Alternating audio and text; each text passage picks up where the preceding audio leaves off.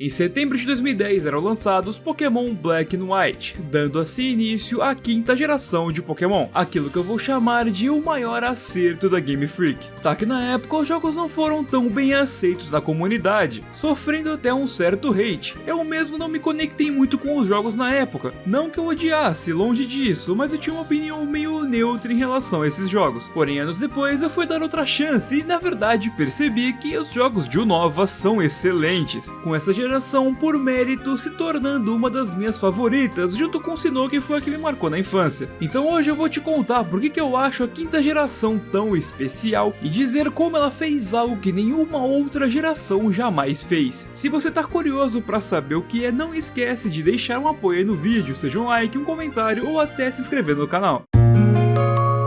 A começar, pela primeira vez tivemos uma região inspirada em um lugar fora do Japão, com Unova sendo baseada nos Estados Unidos. Inclusive é impressionante como eles conseguiram fazer 4 regiões baseadas em partes do Japão, um lugar tão pequeno. E a partir daqui, tirando a Alola, que é só o Havaí, as regiões começaram a ser baseadas em locais maiores, como o norte da França em Kalos, ou o Reino Unido inteiro em Galar, e até mesmo a área da Península Ibérica com Portugal e Espanha sendo Paldeia. Unova ser baseada nos Estados Unidos serve como uma espécie de recomeço para a franquia de certa forma, sendo um dos pontos que desagradou os fãs na época, mas vamos falar das partes positivas. Eu acho bem interessante como eles adaptam a cidade grande do jogo. Castelia, que é a base até Nova York, passa uma sensação de grandiosidade que nenhuma outra cidade tinha passado até então, com ela possuindo segmentos separados e também ângulos de câmera diferentes que dão uma variedade interessante. E não podemos deixar de citar a própria Sky Arrow Bridge, que nos leva até a cidade. É o primeiro ponto que o jogo realmente nos impressiona, tendo uma ponte tão grandiosa que muda os ângulos de câmera para a gente poder contemplar o local. De fato, Unova tem diversos lugares bem interessantes, e não podemos deixar de citar o sistema de estações, que é exclusivo dessa geração. Logo de mês em mês, as estações do ano mudam, mudando completamente o visual da região, e até fazendo possível que alguns locais sejam acessados apenas em estações específicas.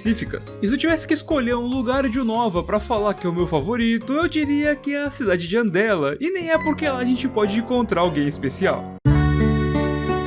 A história de Pokémon Black and White é considerada por muitos como uma das melhores da franquia, e de fato ela é uma história muito bem construída e com temas bem interessantes. Toda essa premissa da Team Plasma querer libertar os Pokémon, mas é claro que a gente sabe que os intuitos deles são malignos, mas assim, eles têm um argumento que de certa forma dá pra fazer algum sentido. E se você realmente se engaja na história, você até consegue entender algumas coisas e realmente questionar se realmente isso poderia estar certo. E é claro que tudo isso é ajudado com o fato de termos o que é considerado por muitos o melhor personagem da franquia, Natural Harmonia Grosseus, mais conhecido como N. E de fato ele é um personagem excelente e bem cativante, é fácil se conectar com ele, até porque ele é um antagonista e não de fato um vilão. Ele não é malvado, ele é apenas manipulado pelo Ghetsis, que é o verdadeiro vilão da história. Além de que o N é responsável por algumas das cenas mais bonitas da franquia. Definitivamente a Game Freak soube como tratar esse personagem. E falando do Ghetsis, na minha opinião ele é o vilão mais malvado da franquia. Não só ele tem um Hydreigo com Frustration com dano máximo, e pra quem não sabe, esse ataque dá mais dano conforme o Pokémon seja infeliz, mas ele também é o único vilão que eu já vi bater numa criança, como a gente vê em Ultra Sun e Ultramon quando ele dá uma porrada na Lily. E é claro, vemos toda a forma de que ele usa sua influência e manipulação pra conseguir os seus objetivos, pra manipular o N, pra ele virar o rei de Unova e assim, por baixo dos panos, o Ghetsis conseguir governar. Mas ainda bem que nossos protagonistas, sendo Hilbert ou Hilda, conseguem impedi-lo, e até de certa forma criam um laço com o N, o que também ajuda nós como jogadores nos conectarmos com os personagens. E que designs excelentes eles têm, tanto o Hilbert quanto a Hilda são realmente muito bem feitos.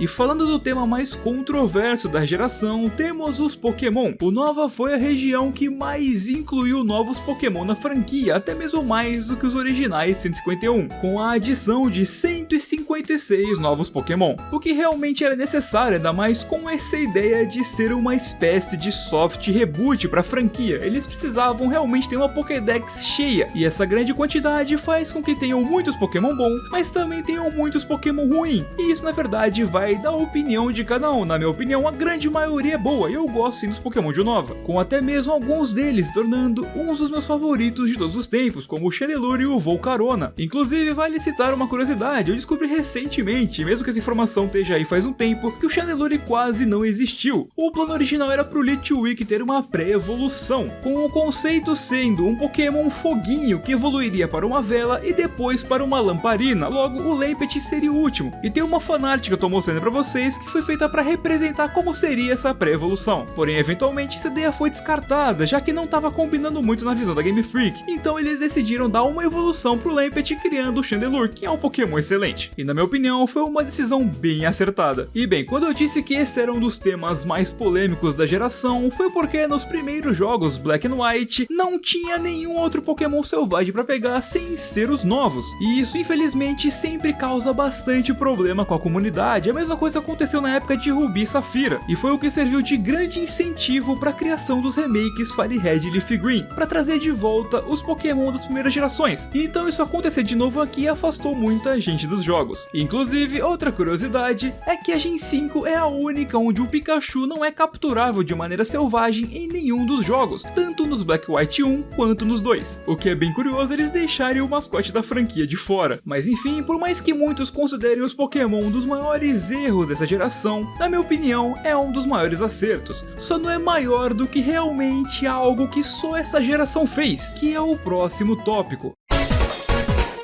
Sequência. 2 anos depois, em 2012, foram lançados Pokémon Black and White 2, e essa é a primeira e única vez que tivemos uma continuação. Desde a primeira geração, era comum serem lançadas as chamadas terceiras versões, uma versão aprimorada dos dois jogos principais da geração, geralmente misturando elementos de ambas as versões em uma só e acrescentando pontos novos. E depois de passarmos por Yellow, Cristal, Emerald e Platino, não tivemos um Pokémon Grey, e sim uma continuação, um jogo com o número 2 no nome. Então, em vez de a gente reviver a mesma história, temos a chance de jogar uma narrativa completamente nova e rever os personagens agora 2 anos mais velhos. E é claro, a maneira que eles fazem isso também é muito boa, já que temos uma variação na região e não jogamos pelo mesmo caminho do primeiro jogo. O começo é numa área completamente original, e a partir da metade pro final nós seguimos pelo outro lado da região, um local que era originalmente o pós-game dos primeiros jogos. Logo, você pode jogar os dois jogos em sequência e a maior parte deles vai ser diferente, embora sim tenha uma parte que seja bem parecido e siga o mesmo caminho. E também, para tentar resolver um problema citado anteriormente, os Pokémon antigos retornam nesses jogos como capturáveis desde sempre, o que também é bom, já que aumenta a variedade de possibilidades de time. E sinceramente, a melhor coisa que Pokémon Black White 2 adicionam é o jogo perguntar se você quer utilizar outro repelente sem ter que ficar abrindo a mochila toda vez que um acaba, sendo uma das melhores mudanças de qualidade de vida da época, embora isso atualmente não faça mais sentido, já que como os Pokémon aparecem no mundo aberto, você não precisa mais de repelente, é só realmente desviar deles, mas ainda assim na época isso foi muito bom. De fato, é realmente uma pena que eles não tenham feito mais continuações, existia até uma expectativa para isso desde aquela época, mas na geração seguinte nem tiveram jogos adicionais, e na 7ª geração, em vez de termos uma terceira versão, tivemos as versões de extensão Ultra Sun e Ultra Moon, versões aprimoradas dos jogos originais Sun e Moon, mas que na base seguem a mesma premissa das terceiras versões, recontando a história com algumas diferenças e algumas adições que de fato ficam melhores, mas ainda assim uma continuação teria sido bem mais interessante. E inclusive essa foi a última vez que tivemos algo do gênero, já que a partir da 8ª geração eles começaram a fazer as DLCs, que possuem pontos positivos e negativos em relação aos jogos de extensão e terceiras versões, já que agora você não precisa mais recomprar o jogo de certa forma para poder experienciar as coisas novas, você apenas compra uma adição para o jogo que você já tem. Porém, até agora, pelo que sabemos, as DLCs se resumem a adicionar novas áreas no mapa com novas coisas, e elas não acrescentam nada de fato na história do jogo, coisa que as terceiras versões faziam anteriormente. Então, por mais que na prática as DLCs sejam um modelo melhor sim, o fato de que elas não podem alterar alterar elementos na história do jogo é um ponto negativo, e independente de qualquer coisa, ainda é pior do que se tivéssemos continuações. Embora, é claro, continuações que fossem bem feitas, que nem Black White 2 foram. Não adianta nada você fazer uma continuação de Sword and Shield, por exemplo, e fazer a região se comportar da mesma maneira, fazer a gente seguir os mesmos caminhos, se tornaria repetitivo. Logo, tudo depende da execução da Game Freak, e é por isso que eu digo que a Gen 5 é um dos maiores acertos dela, já que a execução foi excelente.